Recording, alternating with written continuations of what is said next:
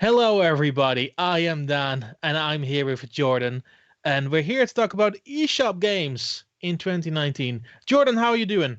I'm good, Don. How about you? I am very great, thank you very much. Yeah. We are here to talk about our most anticipated games that are coming out on the eShop during this current calendar year. Of course, the first month is already almost behind us, and there were some really interesting games during the course of these last couple of weeks. But 11 months are still ahead.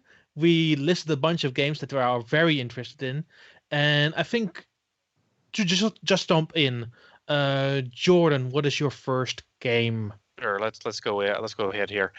So the first game I want to talk about, a game I played at PAX West in 2018, is Killer Queen Black.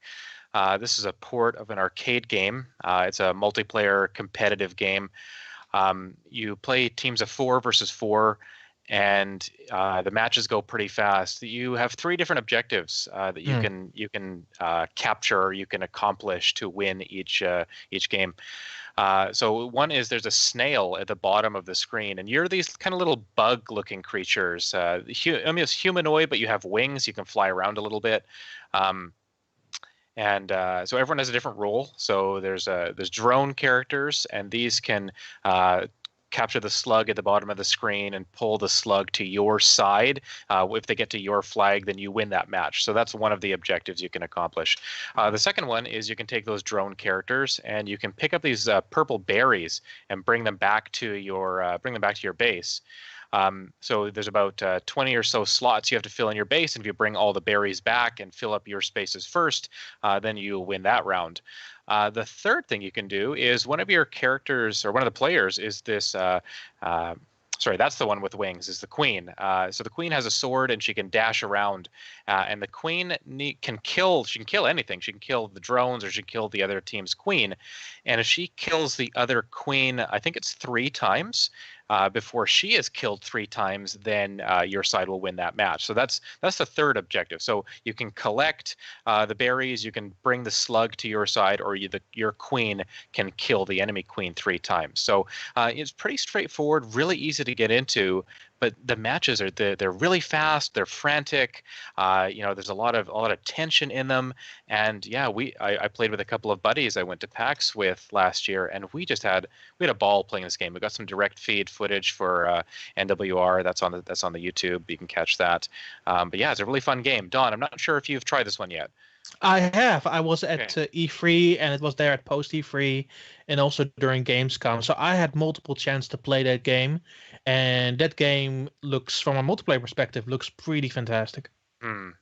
Yeah, I see. One thing I don't know about. I don't know if there's going to be a single player or how it will work, how the online will work. I believe there is online multiplayer, but I mean, this is a game designed for four people on a couch to be playing against a team of another four people on a couch Right. somewhere else. I mean, it's designed for that local multiplayer aspect where everyone's kind of hooting and hollering and celebrating. And yeah, I cannot wait for this game to come out. I think it's going to be one of those. It might be one of my most and is I think it's definitely one of my most anticipated games, but it might be the game I spend the most time playing with multiplayer in 2019. I can already kind of feel that just from looking at it and having tested it out a bit. Cool. Before we go to my game, obviously I need to tell you everybody the password for this current hour, which is Glorious Hero. I wonder where that comes from. Anyway, Glorious Hero. Type it into NWR.com. Be sure to enter the giveaway and earn yourself a little prize there. Yeah, Anyway, there's not that many entries right now, so it's a really good time to jump in there, put the password in on the NWR site. You can find it in the charity stream page. There's a link there. So cool. My first game is Nightcall, which is another game I played during Gamescom 2018. This was in the original Nindy Highlights presentation. Obviously, we got one earlier this week. The first one was just before Gamescom, a day before Gamescom. This is a game that I got to play for about an hour. And what I have to say is it is really dialogue and narrative driven. But the most interesting thing about it is that how much you need to pay attention to that dialogue. You get little clues, and then um, you basically start a conversation as a cab driver with the person behind the back. And that conversation can go a bunch of places. I played for the demo twice. In one instance, I was super calm, just chilling with the guy and say so how's life and everything. And the other one, I got more annoyed with him, and it got two completely different outcomes. Um, in the first one, he gave me information to a murder case I sort of needed. In the second one, he just walked out halfway. I was like, "Here's your money. I'm just gonna go." Now, Don, this isn't a game I've played. I've heard of it. I've seen the trailer for it as well. Um, I'm trying to figure out what's the overall objective of this game. Like, what's your end goal? You're listening to these conversations with the taxi driver, but how are you progressing in the game? Like, what is your intention with that? Yeah, I'm curious about So the first half is doing the cab driver stuff, and you're doing like 4 or 5 ones in a singular night. And you talk with them. You try to find information about a murder case. that. Okay. They're kind of being a little bit cautious right now with the story, and I totally get that because this is still ways off, and they still want to keep some stuff in the dark. Okay, sure. But the other half is more figuring out the pieces that you learned that day. You have a desk where you can pin the piece to a gigantic board with photos attached and everything, and that will get you closer to where you need to go in the game. Yeah, I'd really like to try this game. I imagine it's coming this year. Hopefully, we'll see more of it soon. I mean, there's a lot of games on our list that we've only seen, announcement trailers for. I think we're due for some more updates. So this sounds like a cool one. I like it's got that gritty, noir aesthetic to it. When I saw the trailer again, it reminded me a lot of a game we talked about on our one of our podcast segments a couple weeks ago, and that was a Case of Distrust, I believe. Yes. It really reminded me of that game, just that dark noir kind of crime drama-esque appearance to it. The difference with Case of Distrust, and you should definitely check out that game. The game is fantastic. But the difference between a Case of Distrust and Nightcall is that in a Case of Distrust, you go one path, and you still have to figure out clues, which is a more important factor of that game, but you still need to figure out one singular path towards the end. And I don't really think that's what Nightcall is exactly going for, at least what I played of it. So maybe a little bit more open-ended with Nightcall, or exploratory or something like that. Absolutely, yeah. Okay. Yeah, so what is your next game?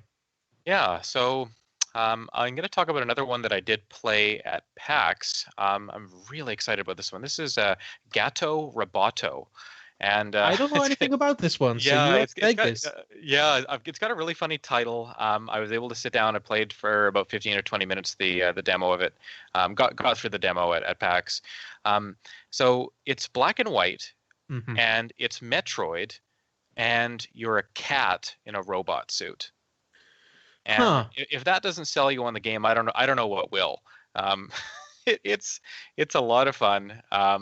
What's really neat about Gato Roboto is that it nails the isolation, the kind of foreboding, the kind of dark atmosphere of a Metroid game, but it also has these comedic, humorous elements. I mean, you're a cat, right? Like you're a cat in a spacesuit, so it's hilarious to look at. But then there's funny dialogue and situations that come up. I think you can see on the stream that you can also run around outside of the suit. So there's opportunities, puzzle opportunities, where you are not in a suit with all your abilities, and you have maybe it's a little bit more stealthy, or you have to crawl around as the cat. The cat lets you get into tighter spaces, kind of like the morph ball would in Metroid. Right. You collect different power-ups. But yeah, I think the black and white really works for this game. It's got a kind of 2D pixelated look to it. There's boss fights as well. Yeah, it just seems like a really it's a Devolver Digital title, and I think that's a pretty obvious thing to say. Like it's so Devolver, just kind of painting outside the lines and not following established formulas. It's a Metroidvania, but it'll probably be it's a Metroid game, but it'll be different in a lot of ways. I think the humor and the writing and the story are going to be really different, and it's another game I'm super excited for. Hopefully you'll get a chance to try it soon. I speaking to the devs at PAX, it sounded like it's pretty far along. It should be coming soon. I'm guessing first half of 2019, but nothing's set in stone. So hopefully we'll hear more about that one soon. All right. So the next game we sort of decided on this one together was Minoko's Night Market. Mm-hmm. We sort of wanted both this one in our priority list. Yes. And it's not hard to see why. Like that style of the game is just gorgeous, but it seems very life sim-esque, like very very much exploration and story, and very much elements of Stardew Valley sprinkled in between. Yeah, I definitely noticed the Stardew Valley, and I can't help but think about Animal Crossing too. It's a life simulator, right? You're walking around, you're doing day-to-day tasks. It's Mineko's Night Market. There's this element of collecting things that you're going to sell, or putting things in a museum maybe. But the big thing here is it's not Animal Crossing, it's Cat Crossing. It's funny, we go from Gato Roboto to Mineko's Night Market. There's a good transition there. There's tons of cats in this game. There's cats all over the place. I really love the look of it. It's got this neat cartoon. I don't even know how you would describe it. It's really unique. Reminds me a little bit of Night in the Woods, actually, the look of it. Yeah, it very much reminds me of Night in the Woods. Well, it's a bit more stylized. And not to say that Night in the Woods looks ugly, because it definitely isn't. It has a very unique style to it. But it's Minoko's Night Market has more shading attached to the characters, and I think that has more grit to it. Mm-hmm. Yeah, I mean, it's not a game I've gotten hands on with, Don. I'm not sure if you've played it yet. Sadly not. Sadly not. No. Yeah, I'd really like to get my hands on this. It just looks really cool. Like, I think we're all really looking forward to Animal Crossing this year. So it'd be really nice to maybe get our hands on Mineko's Night Market a little bit before that to kind of continue to whet our appetites for that type of game. Right.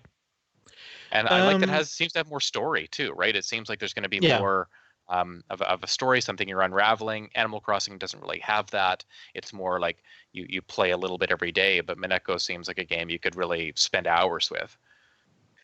Yeah, I'm just looking at the side here to the trailer, and it's still the most adorable thing I've ever seen. It is, yeah. So another game I have not really heard much about, and you put it on the list, so I'm very interested in hearing about it, is Moving Out. Yeah, now this is a game I'm going to be speculating on a lot because I haven't played it. I think it just got announced at the Kind of Funny video game showcase that they did in December. Yeah, so we've only heard about it for about a month or so. And it's by the developers SMG Studio. So they made Death Squared, among other games. But Death Squared is one that really stuck with me. A couple years ago, when it first came to Switch, I was at PAX. I was staying at a friend's place, and that was one of the games I had downloaded ahead of time. Like, oh, this will be a great game. When we get home from PAX and we're just chilling out after dinner or something, Death Squared seems like a really fun title. And man, it was. It's kind of a puzzle cooperative game where you're trying to move cubes into different spaces on a 3D board, and so Death Squared really good. So that kind of shout out to Death Squared. It just got a final update. They've been really great about adding content to that game. So if you haven't touched it in a while, or you feel like you went through most of the stages, they've been adding consistently to that game. So definitely go back and take a look at Death Squared. But anyways, SMG is really active on Twitter, so I follow them on Twitter. They're always posting and making jokes and stuff, and it's just, I have a lot of faith in them based on what they've done and kind of who they seem to be on social media. So Moving Out, after I saw it, I thought, okay, this is going to be a fun one. It reminds me, I think maybe intentionally so, it looks a lot like Overcooked. And if Overcooked was a kitchen simulator where you're practicing chefs and trying not to let the whole thing burn down, Moving Out is some kind of moving company simulator, and that might not sound fun, but it looks hilarious. It's got this cartoon aesthetic. I think one of the main characters in the trailer looks like Toon Link, and you'll see this in the stream. It also reminds me a little bit of Human Fall Flat, in that you're kind of walking around and that you have this funny gait or this funny walking style to it. You're throwing people's packages and other items. You're picking up couches, moving them across the street like you're playing Frogger or something like that. It looks like another great cooperative couch co-op game. So yeah, really looking forward to this. Do I really just see in the trailer that you're moving across a moving airplane? Yeah, it looks like it. There's Indiana Jones bowler chasing the character here. Yeah, you're moving packages, and all shapes of packages. Just pulled a giraffe across a building. But yeah, I don't know. We don't know a lot about this game. Neither of us have gone hands on with it. We've just seen it a little bit. But I'm excited to know more about this game, and I really like this studio. So another reason why I have faith in the game. Fantastic. So the last one on our priority list, I didn't make this decision entirely. You were like, yeah, I want to hear about this game. So I pushed for this one. This. So you want to hear what I had to say about SteamWorld Quest. I do. Yeah. It's a game that we were all waiting for the next game in the SteamWorld series, and I know you've gone hands-on with it, so you've got the most to say about this game. So take it away, Daan. Yeah. So I spent 3.5 hours in an office in Sweden. They flew me out. I will say that up front. To see. Well, yeah, to see SteamWorld Quest for a considerable amount of time, and yeah. It is a card-based side-scrolling RPG. And side-scrolling, I mean, it's not an open area. You're just not moving over a 2D plane.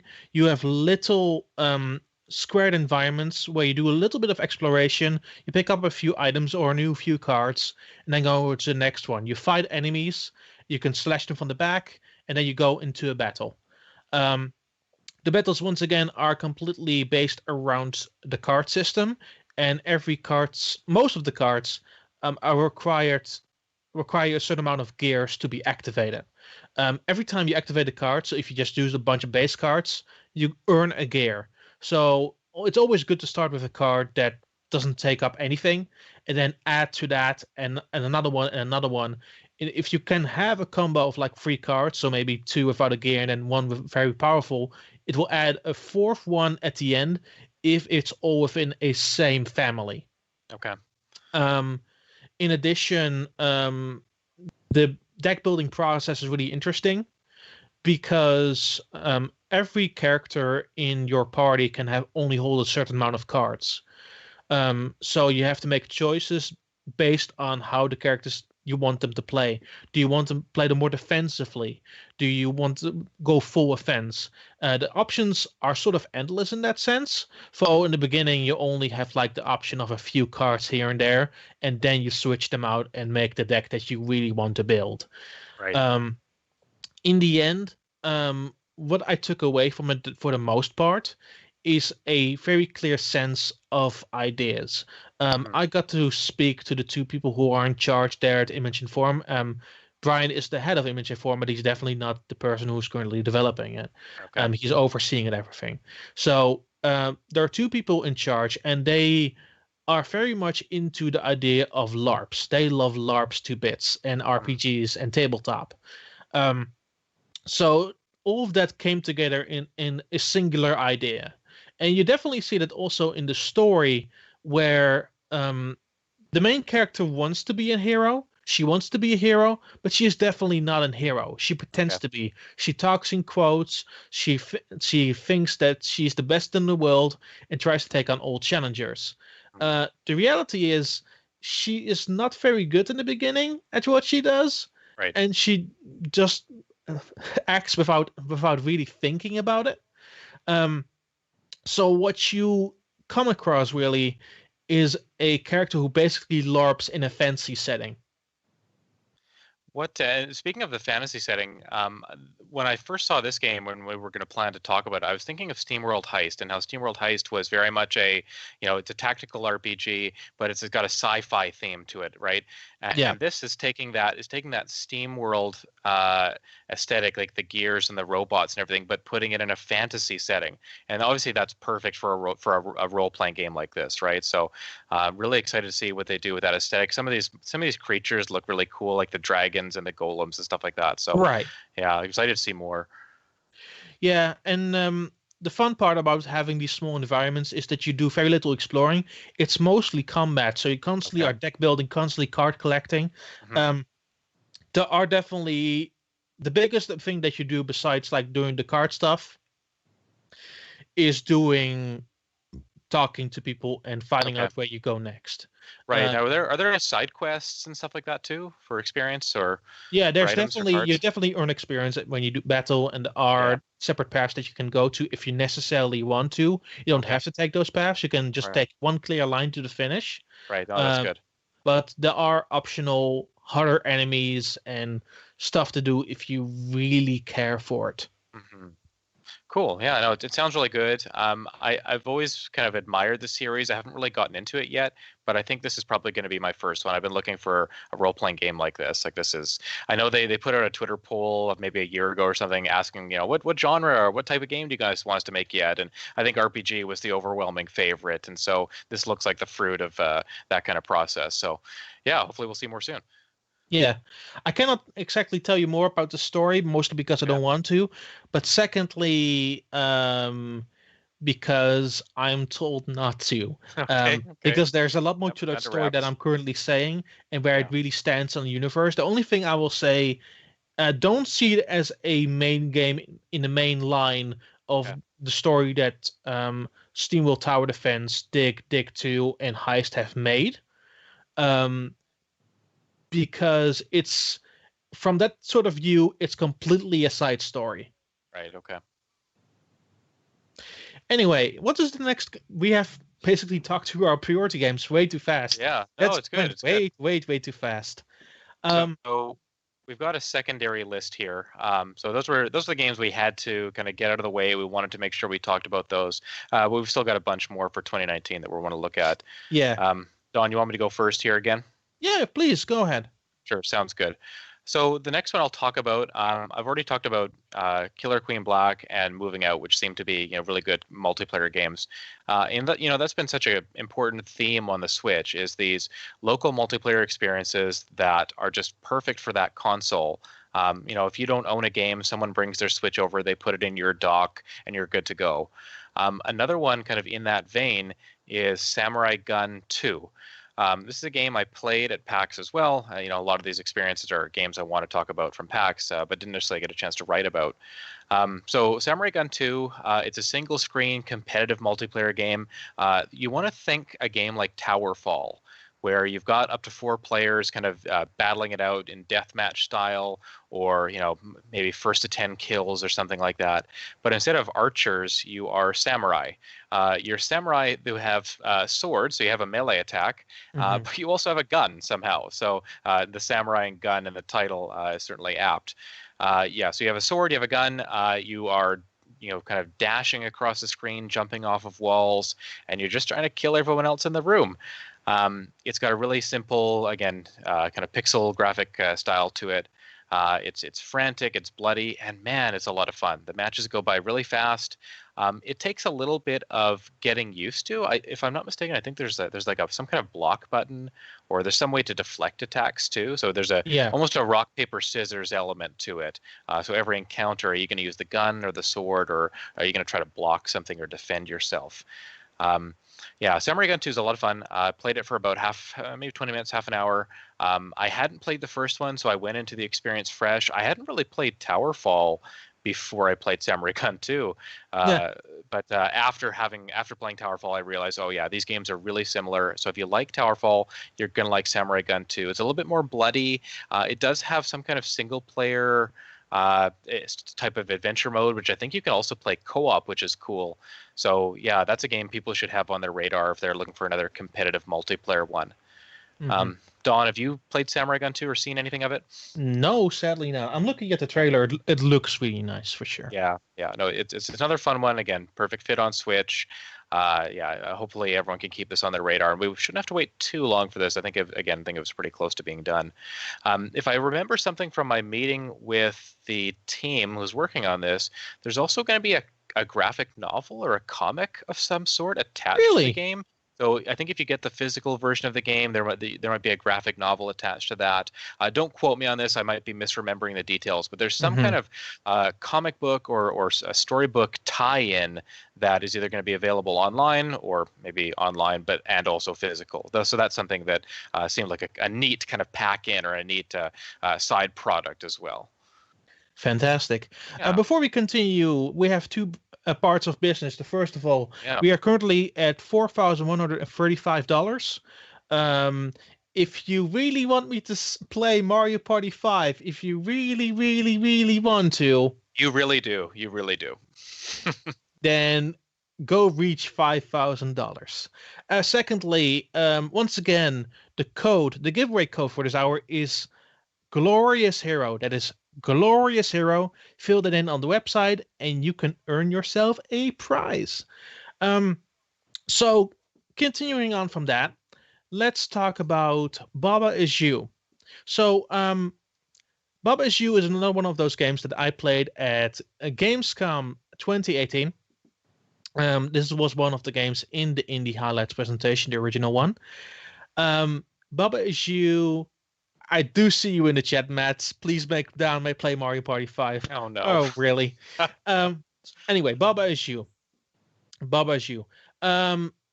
So these are all one-screen puzzles, but built around text. So you have Baba, which is then the character. And it could be something else. It could be wall. It could be another object in the level. Is, and then you or something else in the level, or once again a different adjective. So for example, Baba is wall. So Baba changes completely into the wall and can move to the goal that way. Or winner is you. You basically instantly become the winner flag. So to make that very tricky and interesting, sometimes they put stuff in the corner so that it can't be moved. For example, there will be restrictions or rules dedicated to some of the puzzles. But in other instances, you are free to mix and match and see how it progresses. For example, touch is death. You can basically move his death, so then you can move the skulls out of the way and then get to the goal. So there are various types of puzzles and ideas they work into it, but it's always built around those three words. You can make combinations with that. You can make strings with that. So multiple things have multiple effects, and it becomes really insane as you go further across the game. Yeah, I love the way that it's kind of using words as part of the, very short, simple words, but using them as part of the puzzle mechanic. I looked at this game this morning again, and I can't think of another game that's like this. I tried to compare it to something, and the only thing I came up with is kind of like WarioWare, maybe, in that it's just wacky little games or little screens that you're trying to get through. And that puzzle element, or that trying to figure out how you even play the game, kind of like WarioWare, what exactly it's supposed to do, they don't always tell you. That's what it reminded me of a little bit. But this is clearly its own thing as well.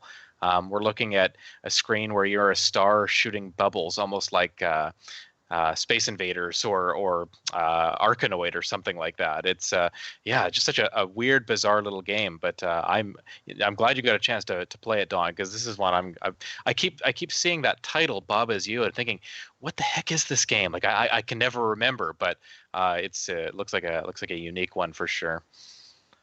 Yeah, it's one of those games that I had a really good time playing. I talked to the developer, and he was very kind. He was the only one making it, so it's very much a passion project because he loved the idea of words and loved the idea of Scrabble. So he built very little intricate ideas out of that, and then Sure. started to make a game out of it. So it really came from a singular idea, and then he built completely the game around it. So I thought that Hmm. was really, really cool. He also Yeah. just gave me a gigantic sticker board with all the various items in the game. I have it somewhere, but Mm. it is really, really, really cute. I That put a that bunch on sounds my awesome. laptop so I can Nice. organize them a little bit.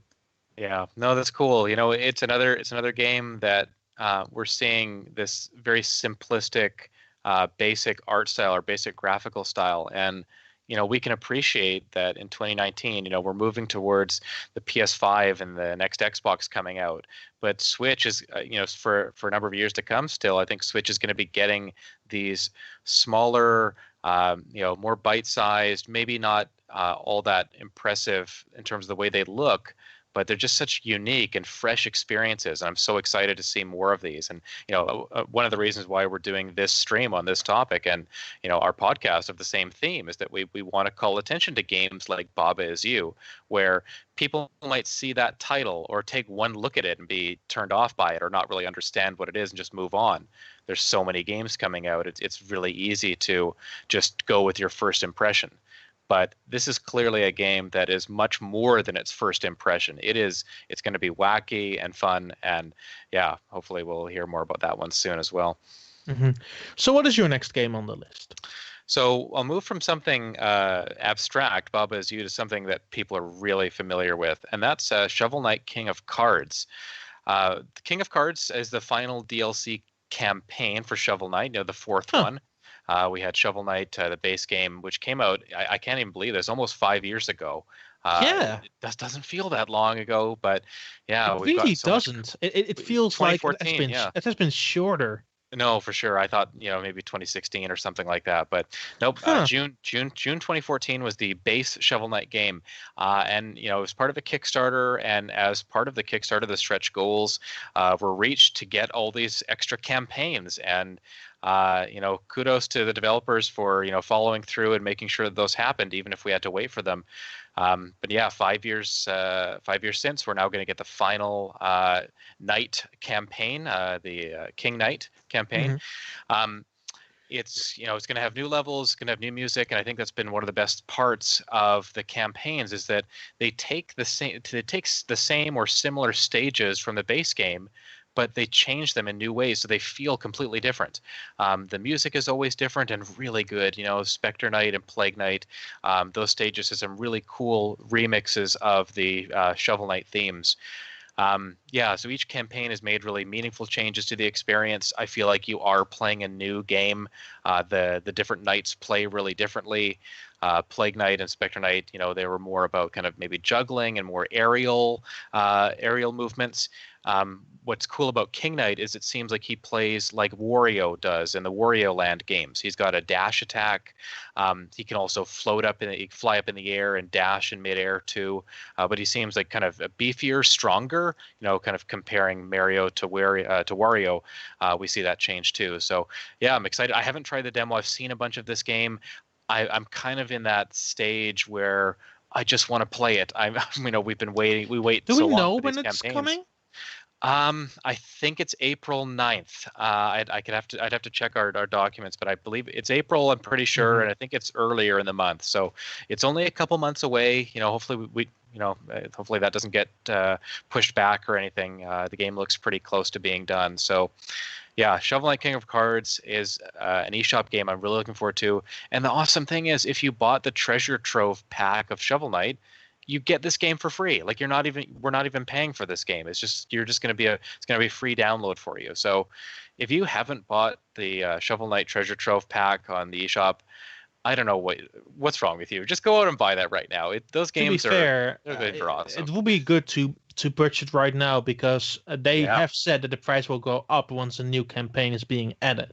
Yeah, that's a good point, Don. I forgot about that. Yeah, once the King Knight campaign comes out, that's 4 campaigns, so they're going to raise the price a little bit. Go and buy it right now. Maybe it'll go on sale just before King Knight comes out. I don't know, but it's worth any dollar amount they put on it. Frankly, those games they're awesome. Great throwback to Castlevania, DuckTales, Mega Man, the Adventure of Link. All those great NES games. So what is your favorite? This might be such a side tangent to do right now, no, but we have the time. So what is your favorite Shovel Knight campaign so far? Yeah, so it's tough. I think the music in Plague Knight's campaign might be my favorite music, but playing the game, I gotta go with Shovel Knight. I feel like Plague Knight and Spectre Knight were fun, and I really enjoyed the story of Plague Knight. I think I'd put that higher. But in terms of pure gameplay, I just enjoyed Shovel Knight the most. I love the pogo jumping off. I liked his abilities. I found that Plague Knight. I mean, I don't want to say anything bad about the other ones. They're all really good, but I think I just had the most fun with Shovel Knight. It felt the most like an RPG where you're kind of moving around the world map as well, as opposed to just going to different stages. It felt a little bit more fleshed out. Of course, it was. I mean, it was the base campaign. So yeah, I think Shovel Knight would be that would be my favorite overall. Is that what about you, Don? Pretty much Plague Knight. Plague Knight is my favorite. I had just a blast with how that character controls. Yeah. And don't get me wrong, and I think that Shovel Knight is fantastic to control overall, but the unique move of Plague Knight just really sells it home for me. Yeah, the story of the Plague Knight campaign just I was really captured by it. The relationship between Plague Knight and his assistant. I don't remember her name, but I thought it was really cute. Yeah. I don't remember her name either, so that will be something for another time, I suppose. Yeah, I'd like to go play the 3 campaigns, at least go and check them out. Maybe not play them through before King Knight comes out, just to kind of remember that experience. And I haven't played them all through in a while. I probably haven't touched the game since the Spectre Knight campaign came out. So yeah, I'm gonna get back to that. It has been a while. Yeah, it has been surely a while. Then for me, the next thing on the list, you know what? Let's jump the shark a little bit. Sure, I want to talk about Untitled Goose Game. Okay, yeah, I was waiting for you to get to this one. So, yeah, Untitled Goose Game. What is this, Don? I don't know. It doesn't even have a title. Like the title is a non-title. That's how obscure this game is. And yeah, I don't know. I know everyone is so hyped up for this game because you're a goose and you just act like a jerk. That's what it looks like to me. What were your impressions, Don? My only impressions is that you're a goose, you are mean, you're just scattering around and just being the best goose you can be. And I love this game to freaking death. I have no idea what to expect. I'm going in completely blank. It seems that you're doing sort of objectives and walking around for that game. Yeah. It definitely seems that way.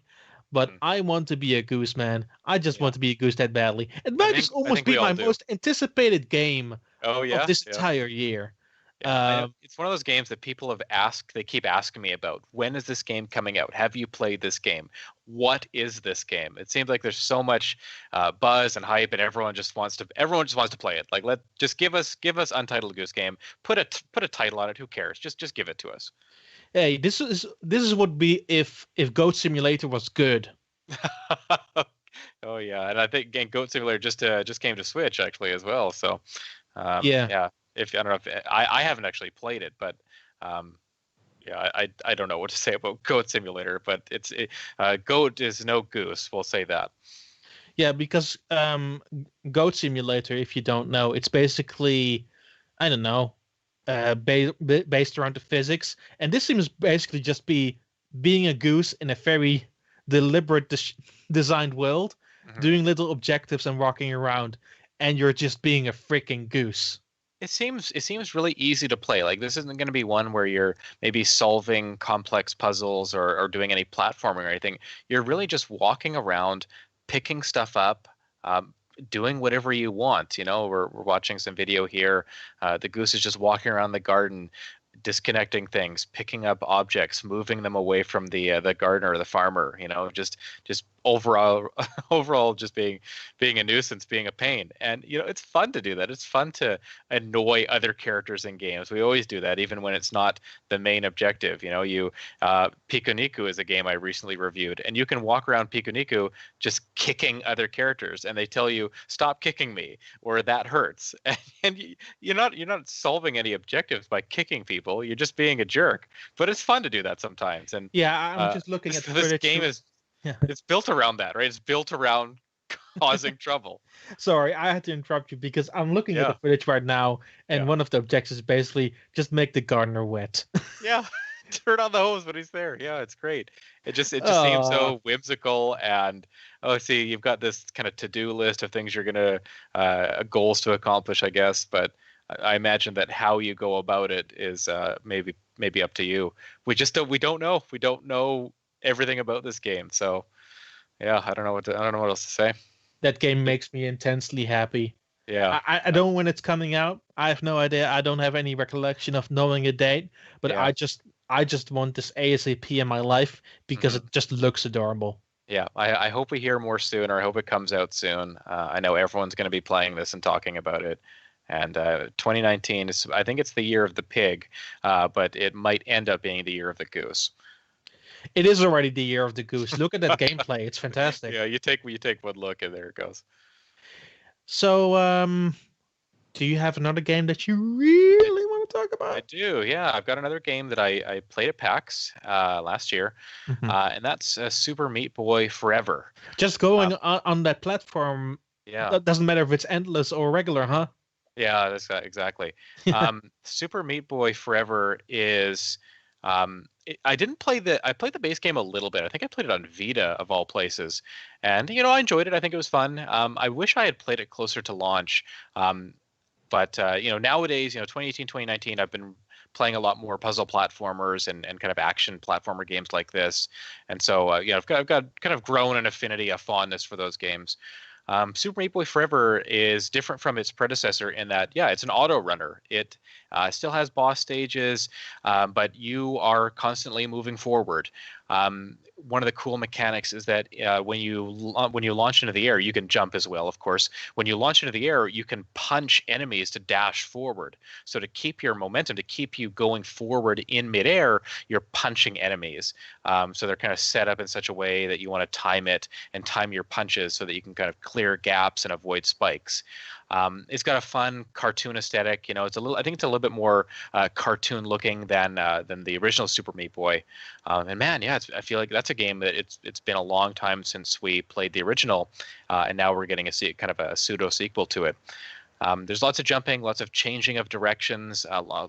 It's a hard game. Like let's not kid ourselves here. The Meat Boy franchise is known for being pretty difficult, and Super Meat Boy Forever is not an exception to that. Have you seen or played this game, Don? Yes, I played it during a Xbox event during E3. Okay.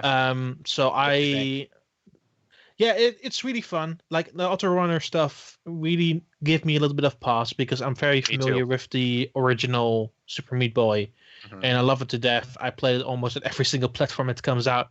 Yeah. But having an auto runner, I'm good at auto runners, and I really, really like them. But a good auto runner is difficult. You have to make them fun, and not every game manages that because it's a very risque sort of genre. It is, yeah. What I think is interesting about Super Meat Boy Forever in general is how it moves, because basically it is an auto runner, but you dash towards walls, you have punching enemies, you dash forward, you have your boss stages, and it's a lot of fun. Even in the jumping, you still can change your direction a little bit, so it's not completely auto runner. Yeah, that's right. It does something new with it. I mean, I'm in the same boat as you. Like I've kind of shied away from or moved away from auto runners. Super Mario Run, for example, is one I never kind of caught on with because I don't normally love that kind of style. But this one I think really works for the franchise.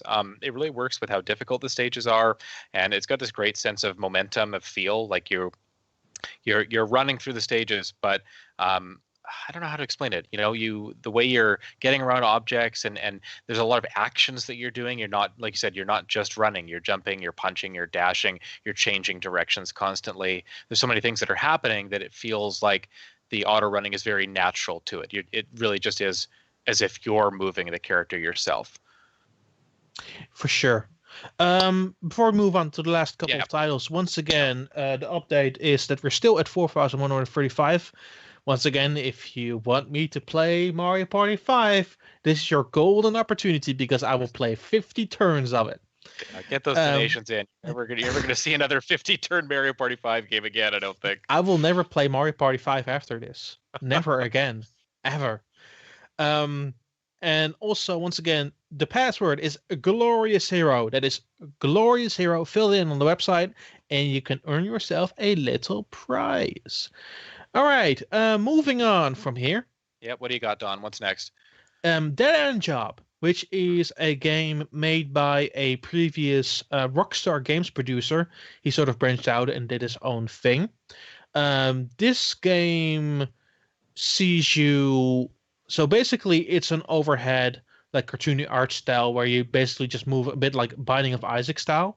But the big difference is you're going from room to room and you're trapping ghosts with very deliberate sort of traps. Okay. And you move the vacuum where you suck them in. You just move around with the left stick, and with the right stick, you're moving around you to suck up the ghosts.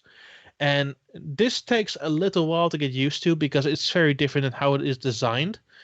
But it's for how well and how very delicate that ghost genre is. I think they're doing some very interesting stuff with it, like introducing high score elements, procedurally generated levels, and the enemies that you meet every single time you go back into a level are very different. So you are constantly met with brand new challenges, and you go for the story mode to earn yourself money, to build a ghost trapping empire and get better equipment throughout the game.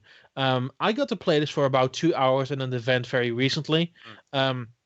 I got to talk to the guy and see what they were feeling. And you can play this alone. You can play this with a buddy. And basically, it has separate high scores for both. Campaign progression carries over to the both, and if you just want to play in arcade mode, you have that too. So it's a very much a complete package, and they're building it now to somewhat completion. They hopefully have it done in the very near future. Okay, that's good. Yeah, I mean, the ghost busting. You know, you think of something like Luigi's Mansion or Ghostbusters, but it's got this high score mechanic, which is cool. It reminds me the twin stick element reminds me a little bit of Binding of Isaac too. Did you kind of feel that, Don, when you were playing? Did you kind of think, or did it remind you of a little bit Binding of Isaac when you were playing this game? A little bit, because of the overhead style. It definitely reminded me of how that game was and how that game desperately feels. But of course, you don't have the way that the twin stick is designed is that you can have free movement over the vacuum while you're still moving. Okay.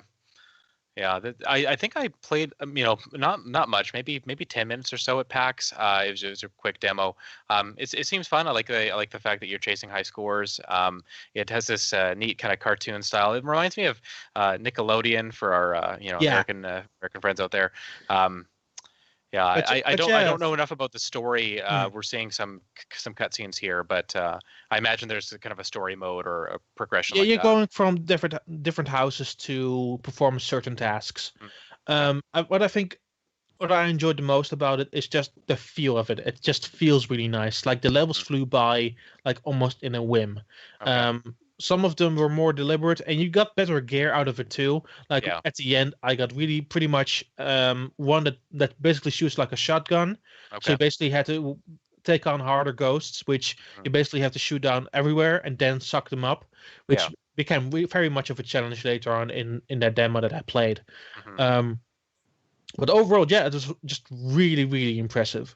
Yeah, it's one of those nice things about games that have procedurally generated elements is that you can keep going back to them, right? They don't really end. You can always go back in and have a different experience. So especially one where you're setting high scores, and every time you go back in, it's different stages, different layouts. Probably a game that people would want to come back to. Hmm. So we're getting very close to the end of our list. So We I are. think this is your last game, right? It is, yeah. I think it's going to end up being the last one. Things have kind of, we've kind of flown by here. The last game I want to talk about is Ape Out, uh, which is a hilarious title. The trailer, the video, the footage we've seen is also hilarious. It looks like you are an ape that escapes, not Ape Escape though, and you are going on a rampage. You're killing scientists, hunters, people who have imprisoned you, or people who seem to be resisting your escape, trying to stop you, maybe put you back in your cage. It obviously reminds a lot of Hotline Miami. It's got that same kind of top-down perspective with lots of killing, lots of blood.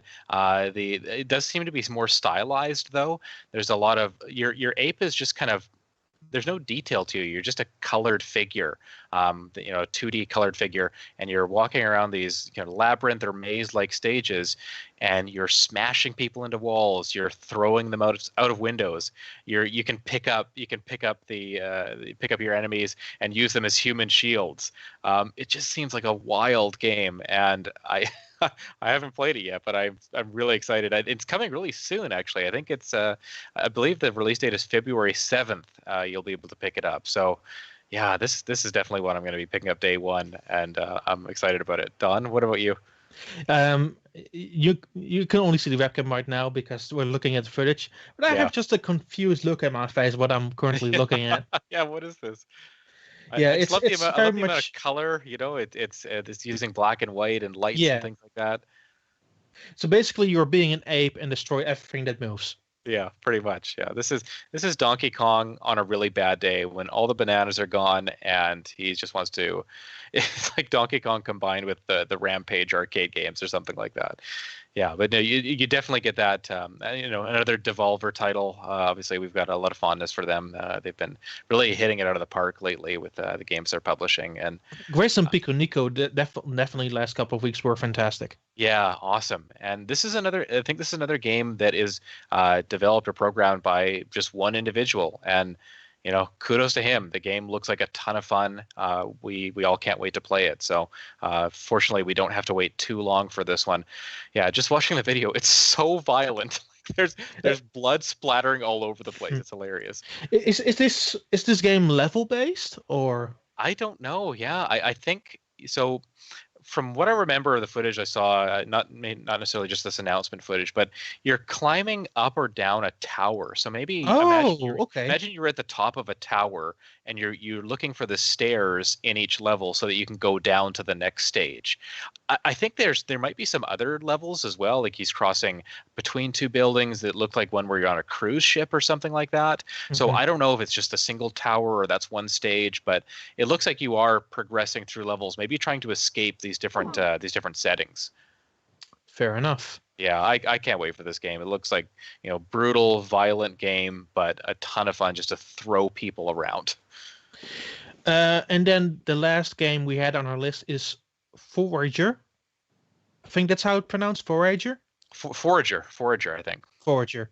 Yeah. That is a 2D open world game where you basically, it has some life sim elements where you plant some stuff into the ground, but also very much puzzle solving RPG mechanics. It is pixel art, but very bright and colorful pixel art with some really interesting combat mechanics. Mm.